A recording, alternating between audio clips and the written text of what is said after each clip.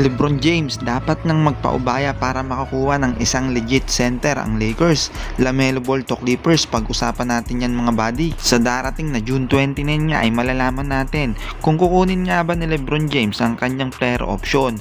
Siya kasi ang posibleng maging highest paid player kung sakaling pirmahan niya ang 52 million contract para sa 1-year extension.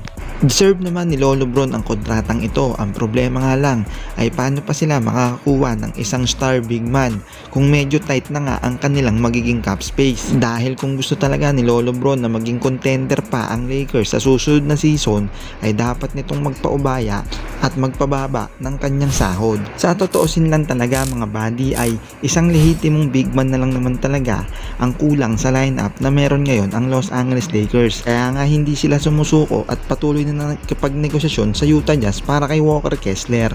Ito kasi yung gusto nilang center dahil medyo mababa pa ang kontrata nito, bata at talagang kayang dumipensa at magbigay ng opensa.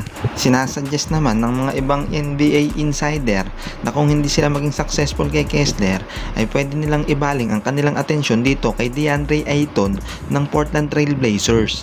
Ayon sa report ay open daw ang Portland sa kahit sinong player nila na i-trade para sa ibang koponan. At kung mangyari nga ang trade sa pagitan ng Blazers at Lakers, ang LA nga ay isusugal sa trade itong si Rui Hachimura at posible niya makasama sa trade package ay si Dalton Knecht o kaya naman si Gabe Vincent.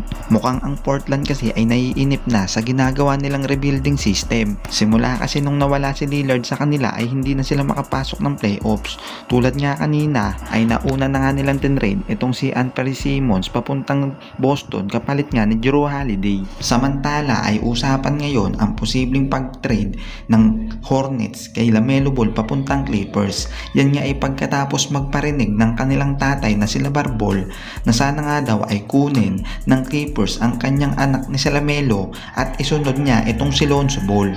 Los Angeles nga kasi talaga ang hometown ng Ball family. Mukhang nagsasawa na din kasi ang Hornets sa taon-taon na lang na nangyayari kay LaMelo na nasa 40 games nga lang ang nilalaro dahil nga sa mga injuring natatamo nito. Para bang Zion Williamson na intro boys lamang, sa unang season lang lalaro at hindi na nga matatapos ang buong season. Sa rumors na ito ay maghihintay na lang daw ang Hornets na mag-initiate ang Clippers na umpisahan ang negotiation para mapunta itong si Ball papuntang Clippers.